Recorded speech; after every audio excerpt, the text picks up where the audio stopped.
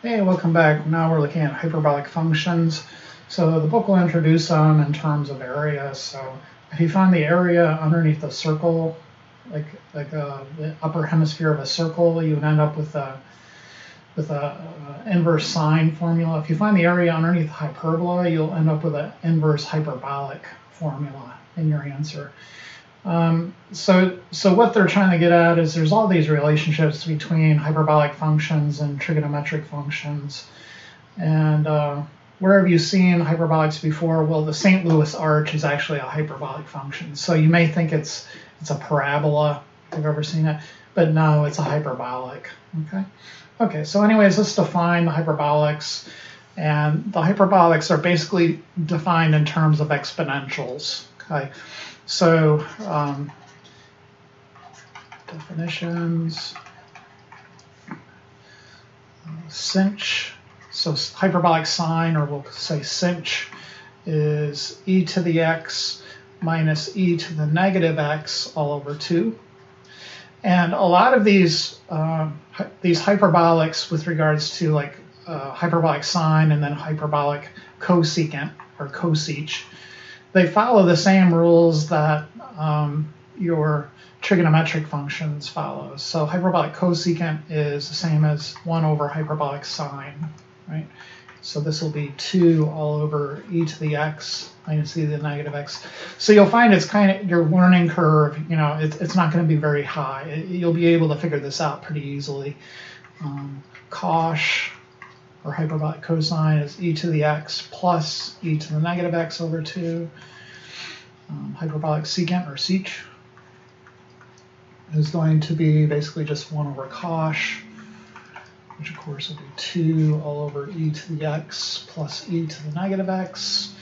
Hyperbolic tangent, or tanh, is just sinh over cosh. So long story short, it's e to the x minus e to the negative x all over e to the x plus e to the negative x. And then hyperbolic cotangent is just the reciprocal of that.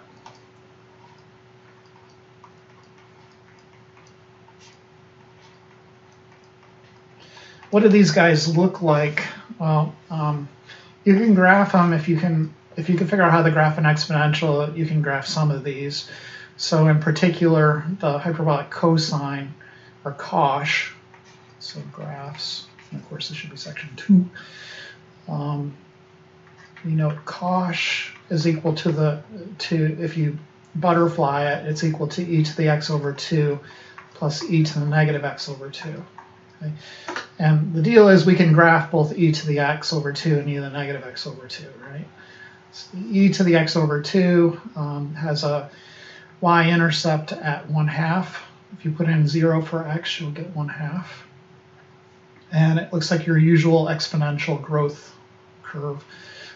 E to the negative x over 2 is just that rotated around the y-axis. So like this. And then to get the cosh, all you're doing is adding the y coordinates at every x position. So cosh graph will end up looking like this. Okay, so that's going to be your hyperbolic cosh.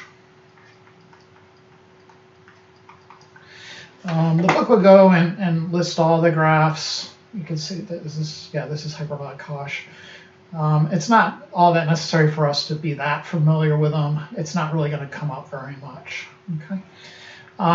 There's a bunch of identities associated with the hyperbolics, which are useful if you're doing a lot of integrals that involve this. And sometimes you get into specialized fields in engineering. You may have to do a lot with hyperbolics.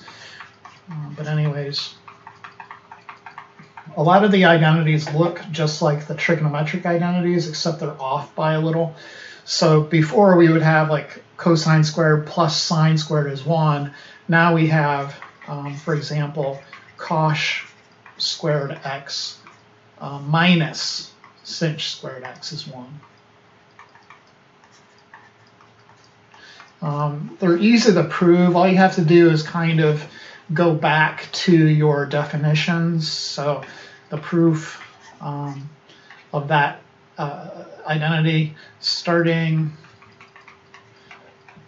on the left-hand side.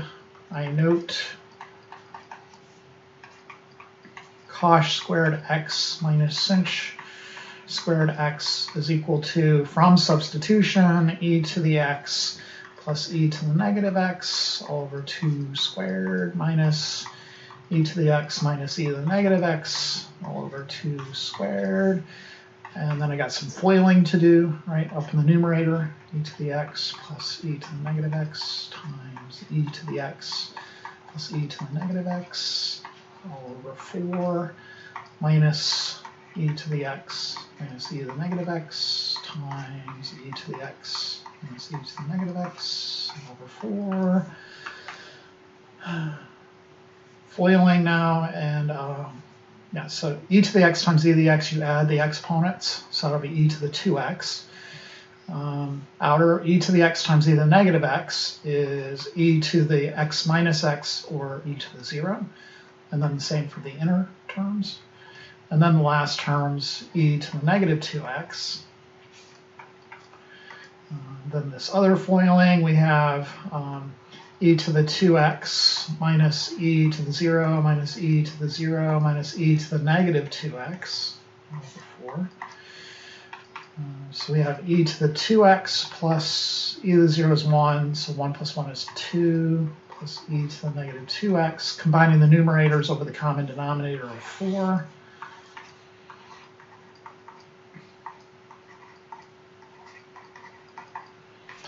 Okay, I want to distribute, and we get e to the 2x plus 2 plus e to the negative 2x minus e to the 2x plus 2 plus e to the negative 2x all over 4.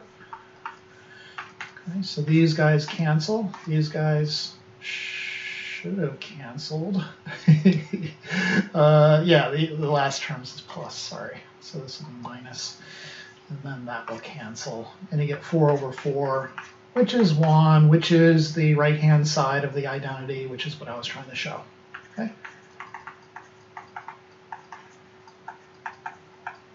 And that's pretty much the end of the proof. Okay, so just be aware, there's a lot of these, they're similar, but they're not exactly the same. Okay, okay, great. Differentiating and integrating these, they have the same kind of behavior as the old trig functions that we know and love. So just comparison and contrast, I guess. Let's do the trigs and then do the hyperbolics right below it. Okay. This will give us a little bit of practice as well. See if you could fill out this chart by yourself. Maybe pause the video once I get it all written out.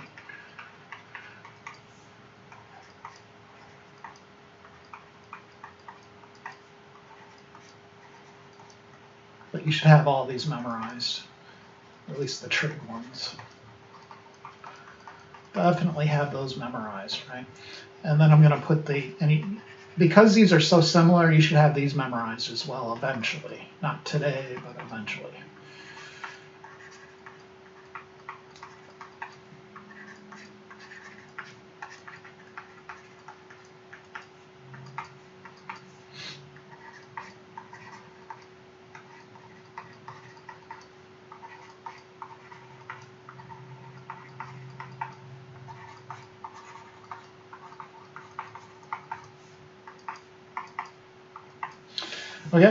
Okay, so let's go through them. Sine is cosine, this is negative sine, this is secant squared, and then this is negative cosecant x cotan x, secant x tan x, and then negative cosecant squared x. Okay.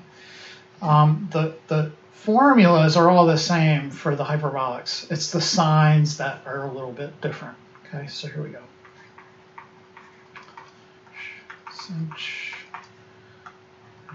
Secant squared, and then all three of these are negative. So,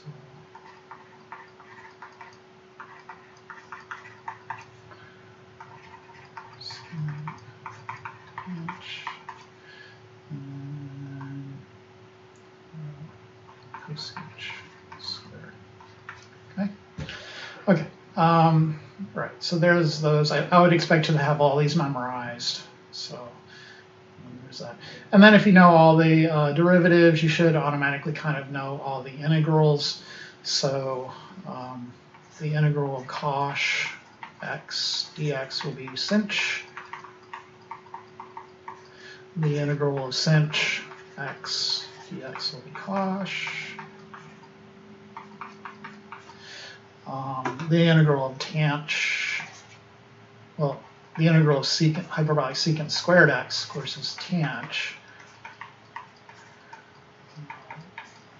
But from our work with the logarithms, we are able to kind of figure out the hyperbolic tangent at this point, because this is just going to be sinh over Cosh, and then you do a u sub on Cosh.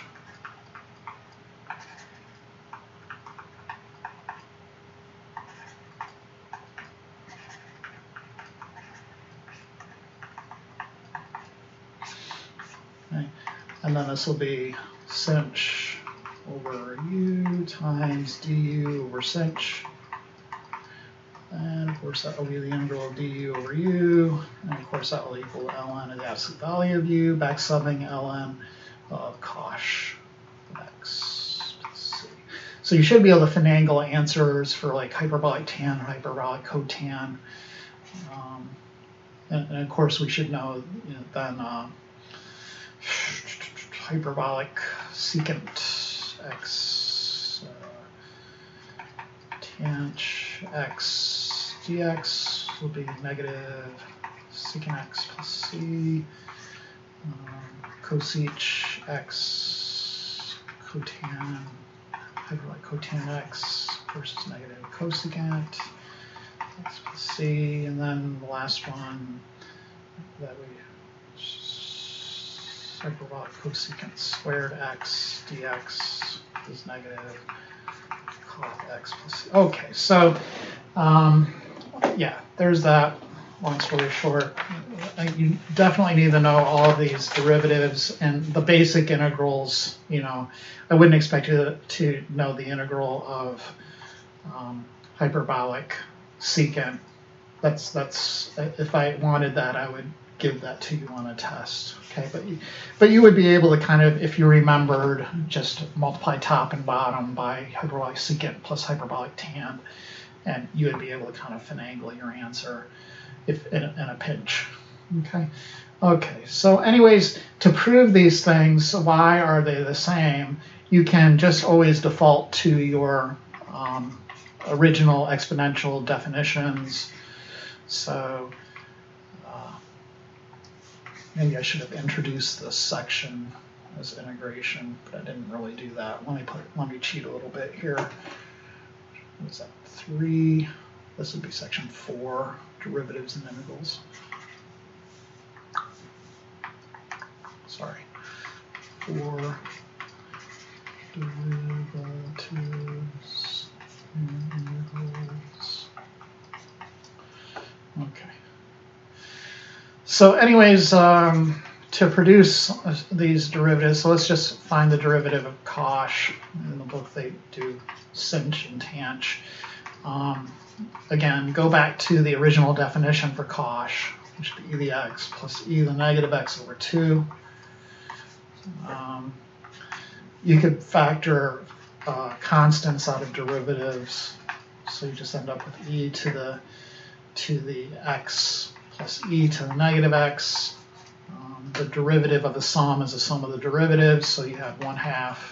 Derivative v to the x is e to the x. Derivative of e to the negative x is e to the negative x times the derivative of negative x, which is negative 1. So we'll have 1/2 e to the x minus e to the negative x, which we can write as e to the x minus e to the negative x over 2, which of course is sinh. Okay? So it all works dandily. Let's look at taking some derivatives. Example 1. And, sure. So part A, the derivative with respect to x of sinh of x squared minus 3. Okay, so the derivative of sinh is cosh, and then we have to do a chain rule, so then the derivative of x squared minus 3 is 2x. And we generally like to put, we don't like to put anything behind like a cosine or a cosh, because you might, if you're not using parentheses, it might look like the 2x is inside the cosh. So what we like to do is put that 2x in front of cosh. Okay. Let's get another one for e. Derivative with respect to x of ln of cosh x. So the derivative of the ln is 1 all over the guts times the derivative of the guts. So the derivative of cosh is just sinh. And then we could write that as sinh over cosh. And then we also know that as hyperbolic tan.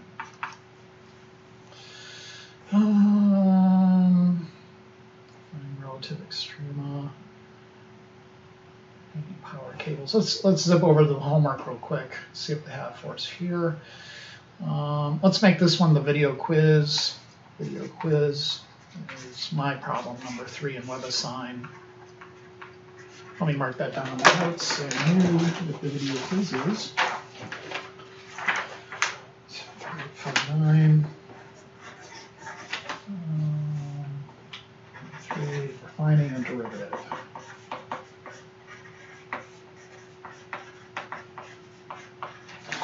Okay, so we're going to need the chain rule on steroids for this, right?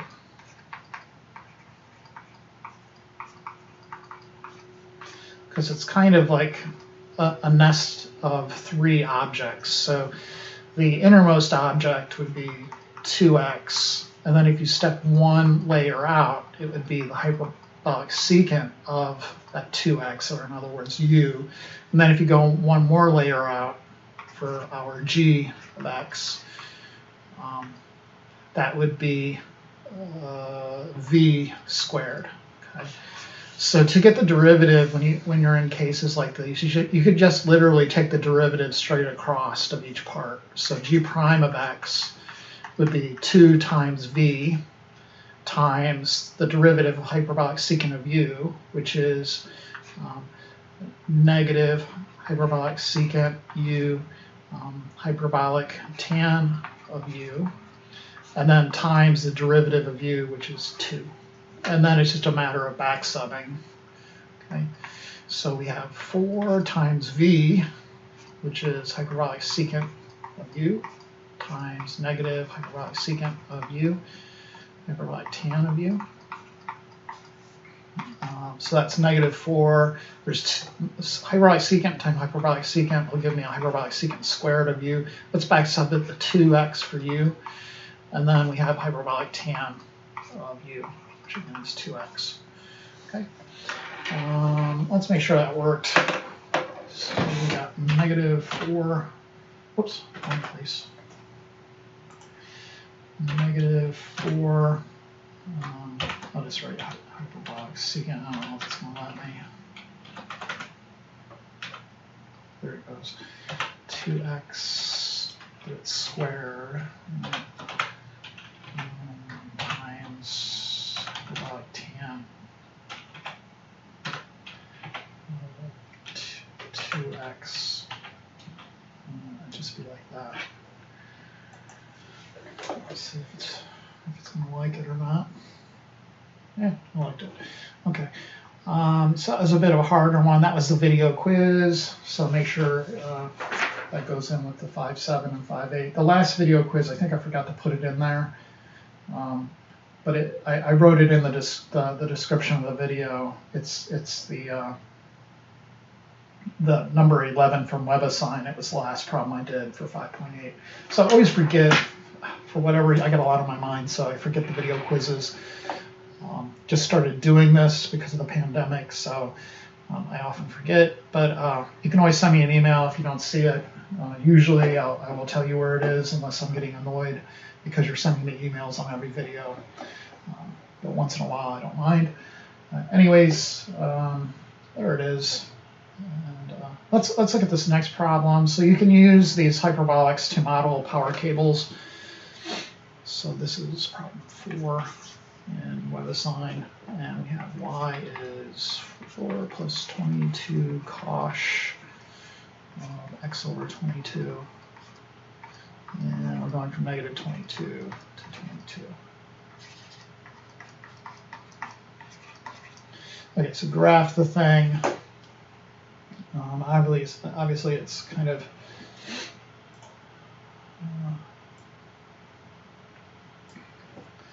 so cosh is shifted up, and then okay, so I think it's up. So at 0, cosh of 0 is usually 1. So at 0, it should be 22 plus 4 is 26. So it's either this first one or this one here, and you're just wondering, you know, which one is it? So you can go to, I guess maybe cosh.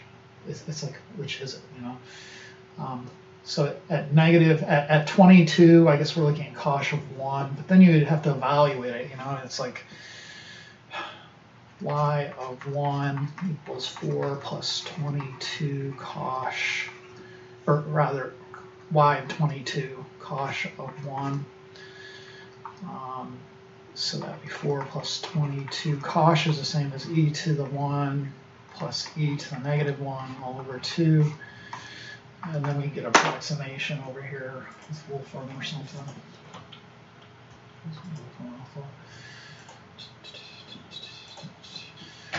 4 plus 22 times e to the 1 plus e to the negative 1 about 2. So 37, it's almost up at 40. About 38. So go back to the picture, and the endpoint should be up at 38. And this is going to be way beyond 38, so it's probably this one. Okay, so find the heights of the towers. Find the heights of the cable at the towers and at the midpoint. So I kind of just did the height of the tower. So that's where where x is 22. So the height of the towers, I wonder how many decimals they want. 3. All right. So 37.94. 37.94. I think it was 8.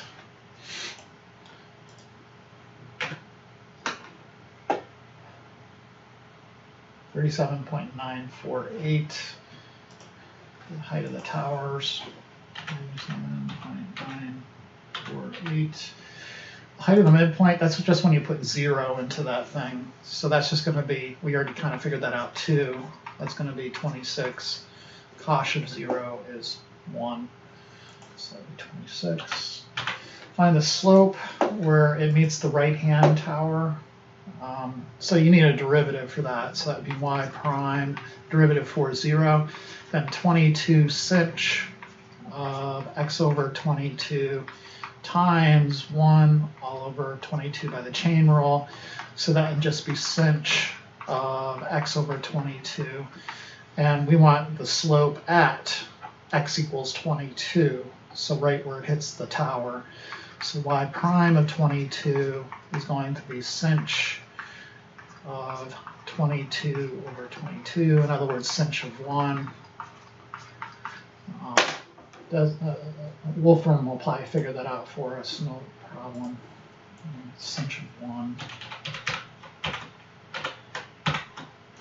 1.175. 1.175. Let's see if that's right. Yay. Okay, so there's that. So what are we doing? Derivatives. Let's see where the book is on this. Let's do some integrals. Sure. So let's try example 4.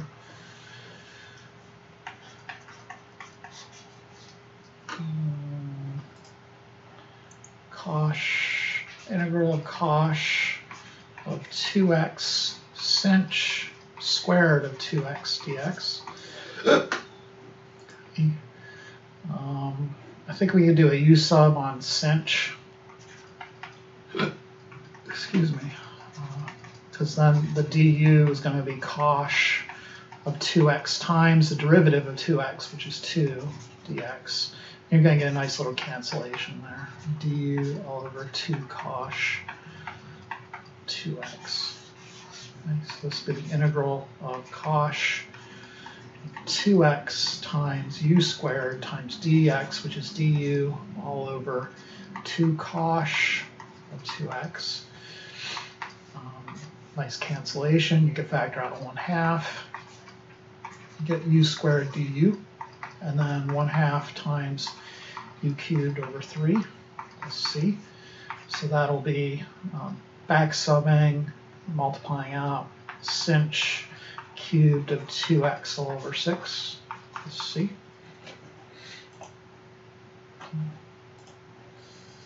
Okay, once we get through that, we get to the inverse hyperbolics. I'm not going to be spending too much time. Actually, we're not going to spend pretty much any time on this.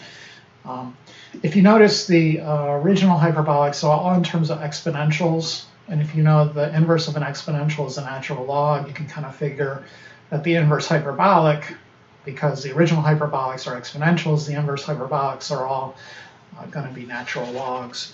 So it's, you know, you could derive them, literally derive these guys if you are that hard up. Hyperbolic.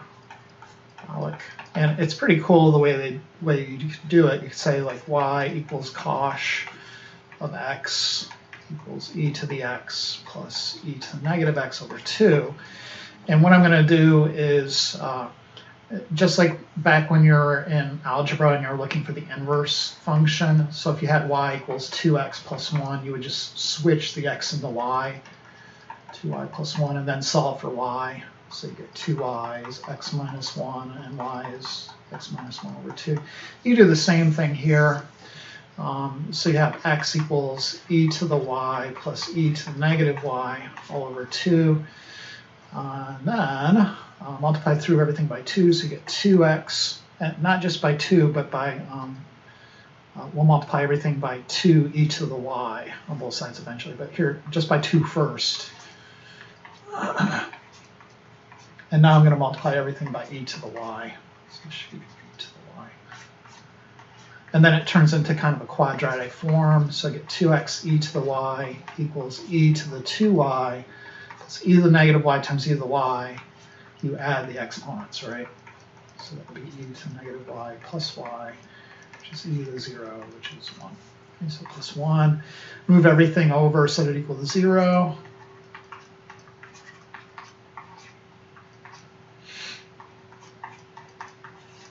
And then you treat the e to the y as your x, right? And you're solving for that. So you have e to the y equals negative b, so the b value is 2x, negative 2x, so you get 2x plus or minus the square root of b squared, so 4x squared minus 4 times a times c all over 2a, and then that would be 2x plus or minus, you could factor the 4 out, so you get 2 times the square root of x squared minus 1 all over 2. And then you're getting e to the y equals x plus or minus square root of x squared minus 1. What we're looking for is cosine inverse, Cosh inverse. And you kind of see it, it's right there. All you got to do is take the logarithm, and there's some issues with domain and stuff. So we'll just end up with y equaling, which is our Cosh inverse, by the way. Cosh inverse, I guess, of x equaling this thing, which is the ln of x. It turns out it has to be plus because of the way the domain and range are. Right, so, and that's exactly what you see here in the table. Okay. So no big deal. They'll go through the graphs of these just like they did before. There's a Tracix problem. So you're pulling a boat. So I guess we can go through this one Did I do the quiz yet? So I guess let's make this then. No, I already did the quiz. The quiz was the number 3, finding the derivative back here. Okay, so I already did the quiz. Good. So anyways, example 5 then, a trace X problem. So the deal is you're pulling this boat by a rope, okay, and you're considering the path that this boat is tracing out in the water, and you can model that path the boat traces out in the water by the equation y equals a hyperbolic secant inverse of x over a minus the square root of a squared minus x squared. I think the boat the question wants to know how far do you have to walk in order to bring the boat 5 feet from the dock. Okay. So note that this point here we'll just call x comma y. This is where the person is, right here. So I guess the person is standing here somewhere pulling the boat. And the trick to it is kind of extract this as a triangle. And then you could kind of figure out the distance you have to walk. This distance from here to here, call it something like y prime or something. Y prime will just equal y, the y coordinate of the boat, plus the this leg here on this triangle. And the base of the triangle is x. That's the distance the boat is away from the dock.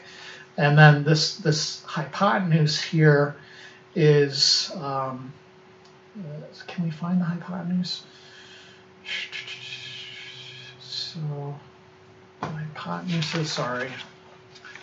Oh, it's the length of the rope. So the hypotenuse is just, yeah, that makes sense. Here's the dude holding the rope to the boat. Yeah. Then you could use Pythagorean theorem to get the third side, which is, of course, 400 minus x squared.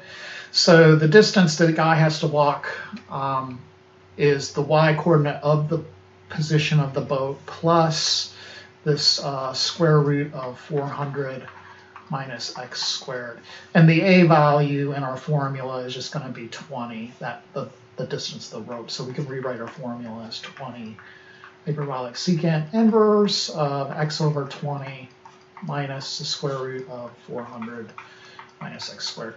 So when you do a replacement into our formula for the distance the guy has to walk, that 400 minus x squared is going to cancel out, and you're just left with 20 hyperbolic secant inverse of x over 20.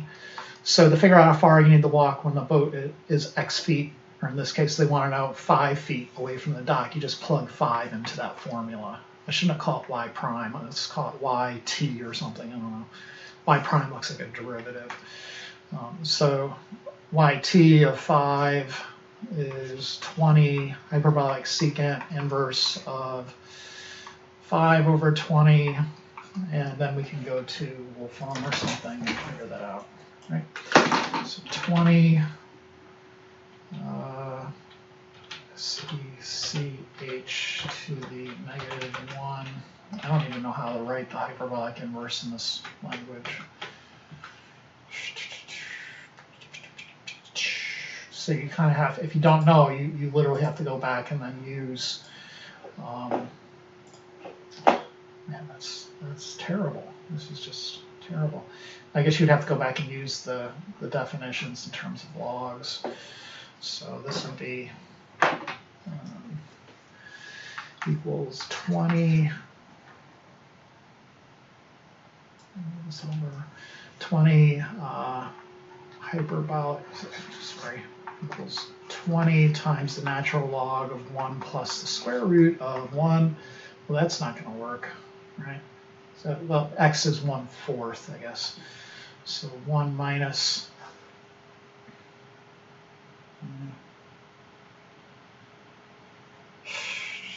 so it's x over 20 everywhere.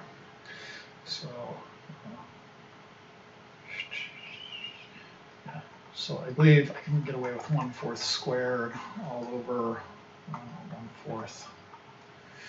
And then evaluate that in wolfram and see if it works. Okay, so 20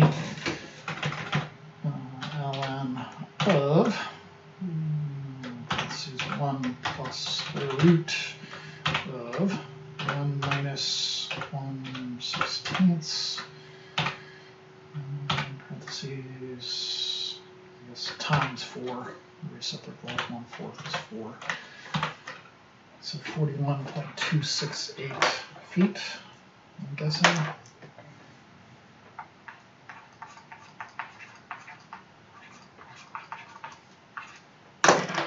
Let's see if that's right. If not, I've got to try something else.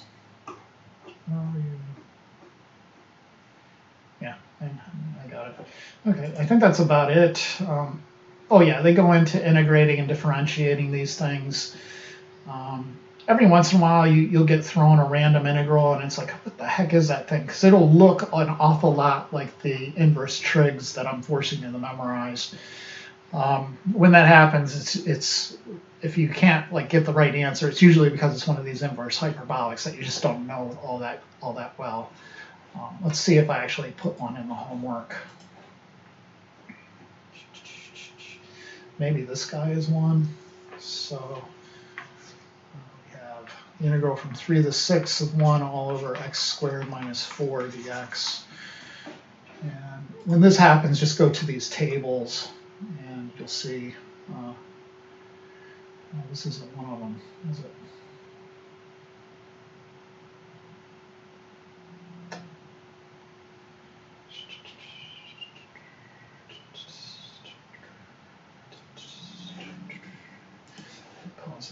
Oh, I copied it wrong. Sorry about that. It's a square root in there.